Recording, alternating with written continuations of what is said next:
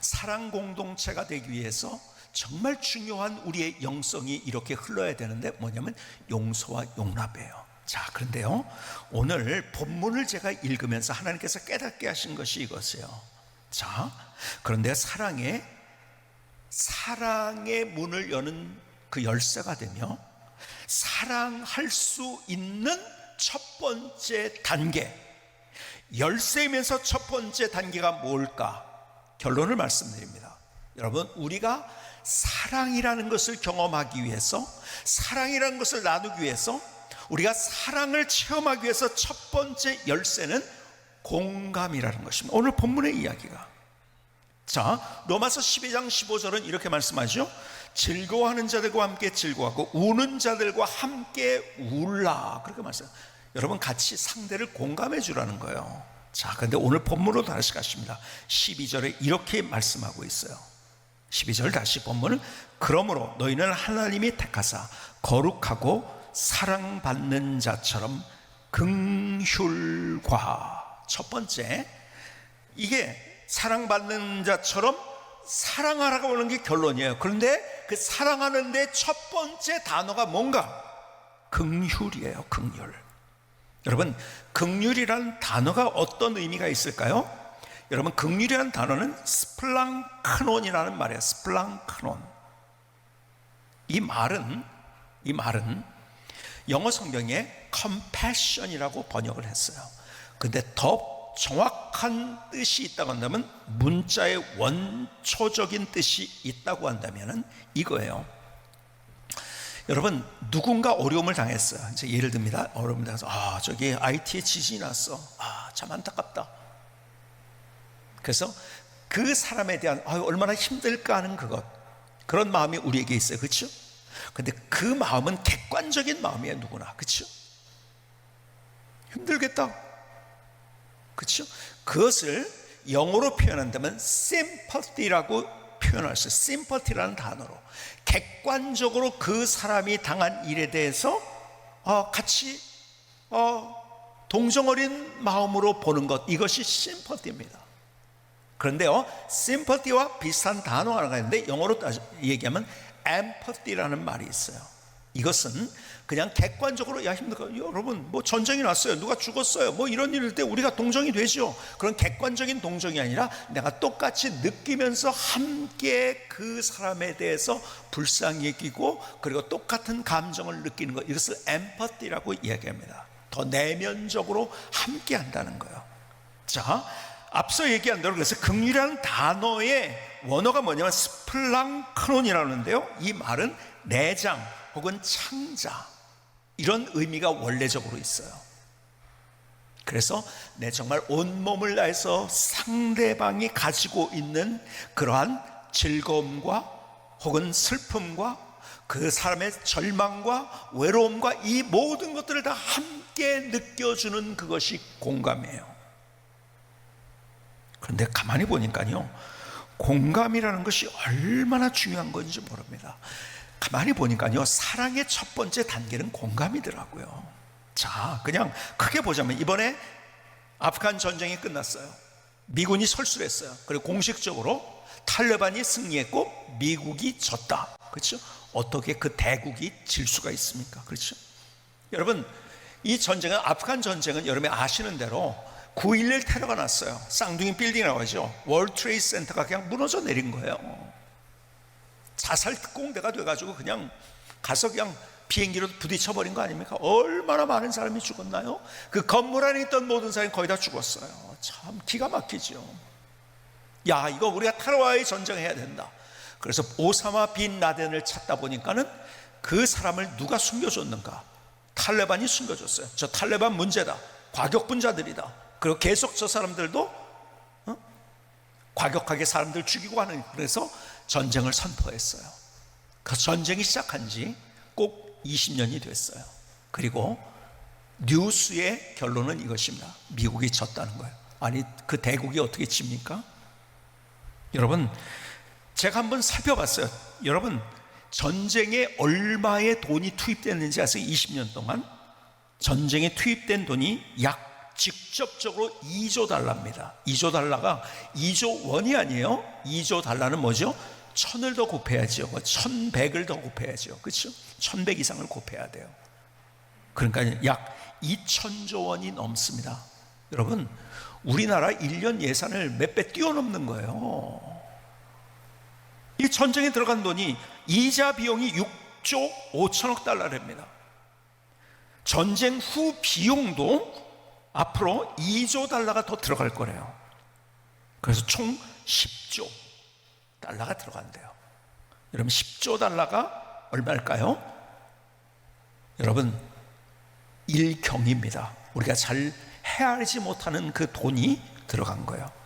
여러분, 투입 인원이 연인원이 210만 명이고요. 미군 사망자가 2,500명이나 됩니다. 부상자가 2만 명이에요. 지금 미국에 2만 명이 지금 부상자들이 미국 안에 있는 거예요. 죽은 사람 빼고요. 거기에 후속 비용으로 들어가는 것들이 또 많기 때문에 여러분, 전쟁 후 비용이 2조 달러가 들어간다는 거죠. 고속도로를 건설하고 여성을 해방하고 투표권을 부여하고 막 그냥 미국이 잘한 것 같이 느껴지는데 왜 그렇게 그 막대한 것을 투입하고도 미국이 졌을까요? 제가요, 왜 졌는지를 아주 분명하게 이야기해주는 워싱턴 포스트의 기고문을 만났어요. 워싱턴 포스트에 아프간에서 통역사로, 아프간 사람인데요, 통역사로 10수년간을 일했고 국무부 아프간 친화 가정팀의 의장을 지냈던 박타시 아하디라는 사람이요, 아프간 사람이에요. 왜 그런지에 대해서 기고문을, 전쟁의 진이유를 씁니다. 그런데요, 결론이 뭔지 아세요? 그 기고문의 결론은 미국이 아프간을 공감하지 못했다는 거예요. 무슨 얘기일까요? 그러니까 이런 글을 씁니다. 거의 모든 서방의 인사는 철조망 안에 머물렀는데 이는 카불의 요사화된 그린존과 보호된 군사기지에 갇혀 있었다는 것을 뜻한다. 미국은 안전지대만 있었다는 거죠. 그리고 자기들은 어떤 일이 전쟁에서 벌어지고 어떻게 민간인이 사망할지도 모르는 그런 상황 속에서, 그러니까 여러분, 아프간의 일반 국민들은 탈레반도 악이에요. 근데 미국도 차악입니다. 그러면서 계속 이런 얘기를 하는 거예요.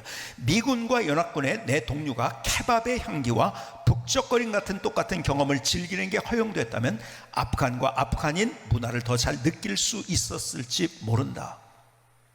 계속 이렇게 씁니다. 또 해병들은 마을 사람들과 대화할 때 선글라스를 벗지 않았다. 눈맞춤을 중시하는 아프간에서 신뢰가 없다는 것을 분명히 보여주는 것이었다. 아프간 사람의 문화는 서로 눈을 맞추는 것, 그래서 그 신뢰를 나타내는데 미군들은 선글라스를 벗지 않았다는 거죠. 자기들을 무시했고 소통하지 못했고 자기들과는 다른 사람들이었고, 그러면서 계속 이렇게 씁니다.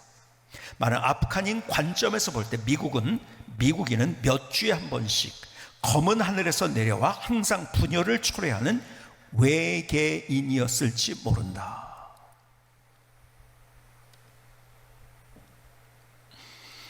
그러면서 계속 우리 아프간인을 위해 뭐가 합당한지 이해 못했다.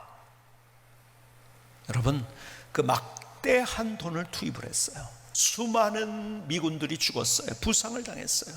그리고 미국은 세계 어느 나라에도 비교할 수 없는 군사력을 가지고 있었어요. 그런데 아프간 전쟁은 미국이 패했다고 선언이 됐어요. 왜요? 한마디예요. 공감을 못한 거예요. 우리는 그냥 겉으로 볼 때 아프간 사람들 좀 이렇게 미군 도와가지고 같이 탈레반 좀 소통하고 그러지. 아니요, 그들이 그렇게 할 수 있도록 미국 사람들이 만들어주지 않았다는 거죠. 무엇의 문제인지 아십니까? 공감의 문제. 아무리 기가 막힌 돈을 투입을 해도, 아무리 센 화기를 가져와도 그 공감이 없을 때 그 전쟁은 진다는 거예요. 근데 역사가 다 그렇더라고요. 여러분, 세계사에서 유명한 전쟁, 포에니 전쟁이 있어요. 포에니 전쟁이 시작될 때만 해도 로마는 작은 나라였습니다. 그리고 카르타고는 대단한 선진국이었어요. 그리고 대단한 국방력이 있었고, 뿐만 아니라 여러분, 카르타고는 한니발이라고 하는, 지금도 전투와 개론에서 제일 먼저 전투를 어떻게 할까 할 때 제일 먼저 이름이 나오는 사람이 한니발이었어요. 여러분, 로마는 그 당시 비교가 안 됐어요. 한니발이 있었고요, 그 나라는 대국이었고 선진국, 로마에 비할 때 더 많은 영토를 차지하고 있어요. 로마는 그냥 그 로마의 그 반도 하나만에서 조금 뭐 더해서 그 정도였었지. 여러분, 이 카르타고는요, 이 지중해라고 하죠. 지중해의 모든 패권을 잡고 있었던 나라가 바로 이 카르타고였었어요. 그런데요, 그 전쟁에서 로마가 이겼어요. 그리고 카르타가 졌어요. 왜 졌을까요? 제가 언젠가 그 얘기를 드린 적이 있어요. 전투에 이기는 게 중요하지 않다. 여러분, 한니발은요 모든 전투에 다 이겼습니다. 근데 이기는 정도가, 예를 들어서 로마 사람들이 10만 명이 죽으면은, 여러분, 카르타고의 한니발 군대는 10,000명도 안 죽었어요. 비교되지 않을 정도로 전투에서 압승을 다한 거예요. 근데 전쟁에는 졌어요. 왜 그럴까요? 역사의 이면을 들여다보면, 자 보세요. 한니발을 대항해서 싸웠던 로마의 장군이 누군가요? 이렇게 질문하면 대답하는 사람이 그렇게 많지 않아요. 스키피오라는 장군이에요. 지금도 한니발이 더 유명합니다. 그렇죠? 근데 이긴 거는 스피키오예요. 이 스피키오가 전쟁에서 승리를 했고, 그리고 그때가 분기점이 돼가지고 로마가 세계를 다 로마화 하는 데 성공을 하게 된 거예요. 그런데 그 이유가 뭐냐? 여러분, 제가 이 이야기를 할 때 벌써 여러분 감은 잡았을까요? 공감이에요. 자, 한니발은 깃발 들고 나를 따르라고 했어요. 용맹했어요. 천재였습니다. 그의 작전을 따라올 사람이 없었어요. 천재였어요. 근데 스키피오는 반대예요. 기다렸어요. 온화했어요. 공감을 했어요. 그래서 스키피오가요 굉장히 공격을 많이 받았어요. 어떤 공격? 야, 좀 이렇게 좀 용맹하게 좀 나서지 왜 맨날 저러고 있느냐, 그런 이야기를 들은 거예요. 그런데 공감을 해 주었던, 이 자기의 부하들과 공감을 해 주었던 스키피오가 결국은 전쟁에서 승리를 했습니다. 그리고 세계사는 바뀌어졌어요. 여러분, 세계사가 여러분 누가 바꾼 게 아니에요. 사실은 공감이 바꾼 거예요.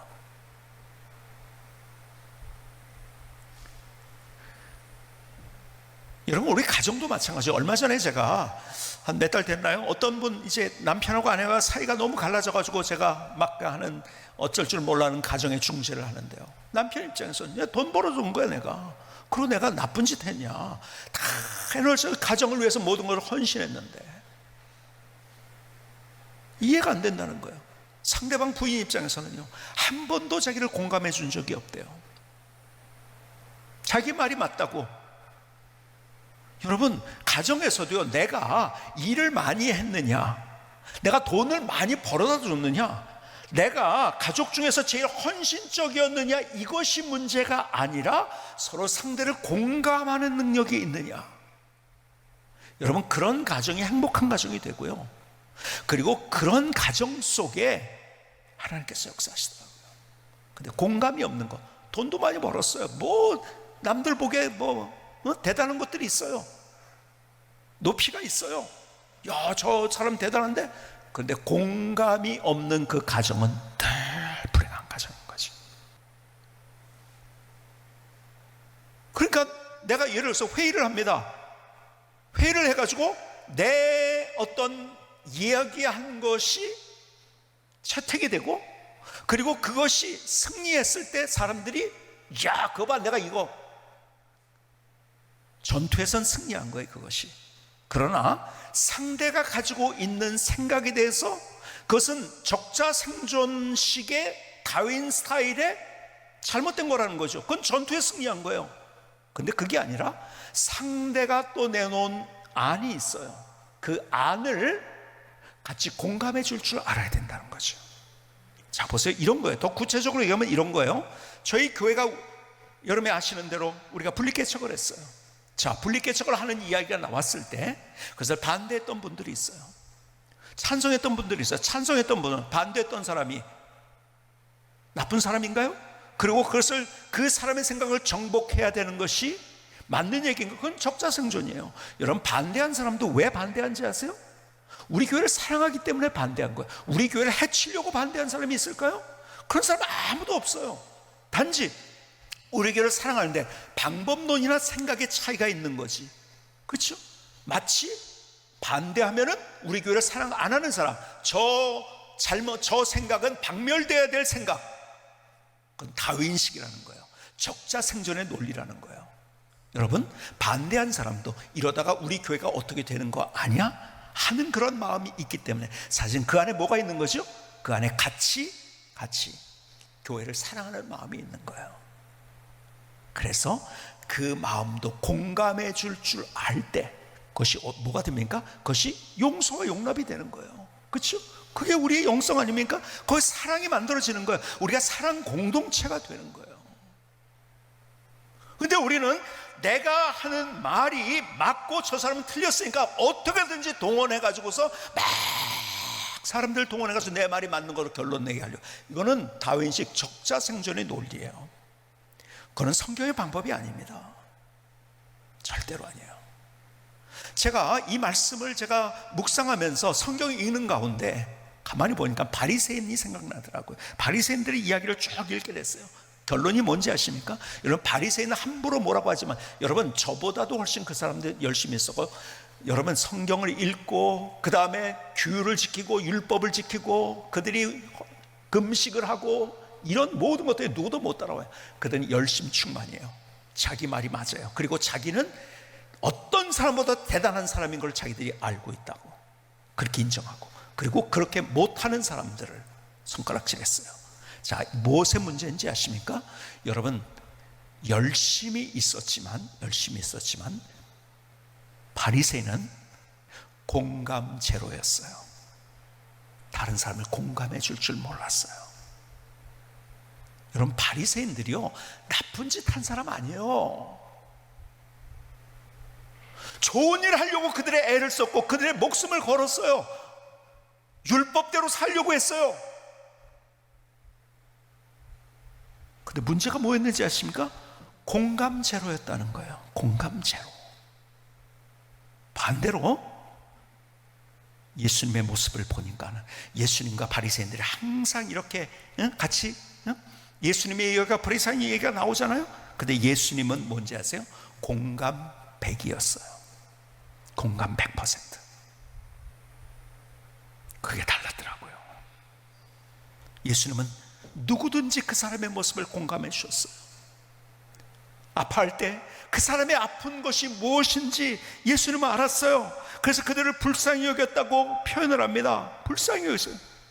그래서 예수님이 불쌍히 여겼다는 말이 나올 때마다 여러분들에게 가르쳐드린 헬라어 단어 하나가 있어요. 스플랑크니 조마이. 스플랑크니 조마이, 불쌍히 여겼다는 거예요. 여러분, 어디서 많이 또 오늘 들어보지 않았습니까? 앞에 스플랑크논, 다 비슷한 말인 거예요. 오늘 우리가 본문에 나온 긍휼이라는 단어, 그것은 스플랑크논이에요. 불쌍히 여기다는 스플랑크니 조마이. 같은 어원에서 같이 공감해 줬다는 거예요. 엠퍼티, 공감해 줬다는 거예요. 병든 자들의 아픔이 예수님의 아픔인 것처럼 그렇게 그들을 생각하셨다는 거예요. 인생의 낙오자들이 있어요. 사람들에게 손가락질 당하고 있어요. 불쌍한 모습으로 있어요. 그런데 그것을 안 됐다고 객관적으로 생각한 것이 아니라 똑같이 그 마음을 이해하면서 그들에게 다가가셨던 주님. 자녀의 문제를 만난 부모님의 심정을 알았어요. 그래서 그를 불쌍히 여기셨던 주님. 여러분, 바리새인들의 모습은 열심이었지만 공감 제로, 예수님은 공감 100. 여러분, 원래 성경에 나온 이야기인데 과학자들이 거울 신경세포라는 걸 발견하면서 우리가 원래 창조될 때 그렇게 창조되었던 것이 이제서 얘기하기 시작하고 있는 거예요. 적자생존의 논리는 안 됩니다. 여러분, 가정에서도요, 내가 가정에 더 헌신했다고 부인 입장에서 혹은 남편 입장에서, 그래서 그걸 가지고서 상대를 향해서 내가 이렇게 했는데가 아니라, 그럼에도 불구하고 예수님은 우리를 목숨 걸고 사랑하시는 그분이에요. 그런데 목숨만 걸으신 것이 아니에요. 그분의 가장 소중한 걸 주었지만 정말 더 중요한 것은 그분이 우리를 공감해 주셨다는 거예요. 그분은 갈보리 언덕 십자가에서 우리가 가지고 있는 육체적인 가장 극한의 고통이 무엇인지를 경험하셨어요. 그래서 내가 아플 때, 고통스러울 때 그 고통이 뭔지를 아시고 같이 공감해 주시는 주님, 그게 우리의 주님이세요. 아무도 몰라요. 근데 주님은 같이 공감해 주시고, 내가 사람들에게 손가락질 당하고 뒤에서 수근수근한 소리를 듣고, 아니 정면에서 나를 향해서 나를 조롱하고 핍박할 때, 다른 사람들은 그런 일 당했나 보다, 아이고 안 됐네, 그것이 아니라 같이 내 마음에 동조해 주시고, 그리고 내 감정을 같이 마음에 이식하셔서 같이 느끼시는 그분. 그래서 사랑의 첫 번째 열쇠는 공감이라는 거예요. 주님이 나에게 그렇게 하셨어요. 그래서 주님이 나를 사랑하신 것처럼 오늘 본문에도 너희도 그렇게 사랑하는데, 그런데 첫 번째가 긍휼, 공감이라는 거예요. 다시 로마서 12장 15절은 우리에게 이렇게 말해요. 즐거워하는 자들과 함께 즐거워하고 우는 자들과 함께 울라. 여러분, 남편이 아내가 힘들어할 때가 있어요. 근데 보니까 이렇게 풀면 될 걸 가지고 왜 그걸 힘들게 해? 그래서 이렇게 하면 돼, 답을 얘기하는 사람들이 많아요. 저 역시 마찬가지, 그럴 때가 너무 많아요. 그런데 그게 아니라, 그래서 힘들어하는 것을 먼저 공감해 줄 때, 그때부터 문제가 풀리는 거예요. 근데 우리의 문제는 그 공감이 없다는 거예요. 저도 많이 회개했어요. 저는요, 제가 가만히 보니까요, 제가 밖에서 공감해 줘야 될 일들이 너무 많은 거예요. 왜 와서 상담을 하거나 뭐 어렵다고 도와준다거나 막 힘들다는 얘기를 저는 많이 듣는 사람이니까요. 그러니까 집에 가면은 내가 공감이 안 되죠. 나 공감할 에너지를 다 썼으니까요. 그래서 잘 못했던 모습들. 여러분, 내가 어디서는 잘하는 것 같은데 어디서는 또 못하는 경우들이 있다는 거예요. 근데 어쨌든 우리의 삶에 사실 사랑은 공감 없이는 출발되지 않는다는 거예요. 공감 없이 사랑이라는 것이 열리지 않는다는 거예요. 공감해주는 삶, 거기에서부터 우리 교회가 여러분, 절대로 혼자 되면 안 됩니다. 여러분, 그래서 사역도요, 혼자 하는 사역에 몰두하지 마시고 함께하는 사역에도 도전을 하셔야 돼요. 이 시대는요, 같이 공감해 주지 못하고 사람들이 나눠지는 거예요. 그래서 불행한 시대를 가고, 아니요, 같이 공감해 주면서 사랑을 하면서 우리가 여기서 연습해서 우리가 밖으로 나갈 때, 교회에서 그렇게 될 때 밖으로 나가서 우리가 더 멋진, 정말 하나님의 오시는 빛으로 소금으로서 우리의 삶을 살아갈 수 있는 거예요. 교회는 사랑 공동체예요. 근데 오늘 본문에 보니까 그 사랑에서, 그 사랑을 만들기 위해서, 사랑을 엮어가기 위해서, 사랑을 경험하기 위해서, 사랑을 체험하기 위해서 첫 번째 열쇠는 공감이라고 이야기합니다. 오늘 그것을 통해서 우리 교회가 아름다운 사랑의 공동체를 만들어가고 내 주변이 아름다운 사랑의 공동체가 만들어질 수 있기를 주님의 이름으로 축복합니다.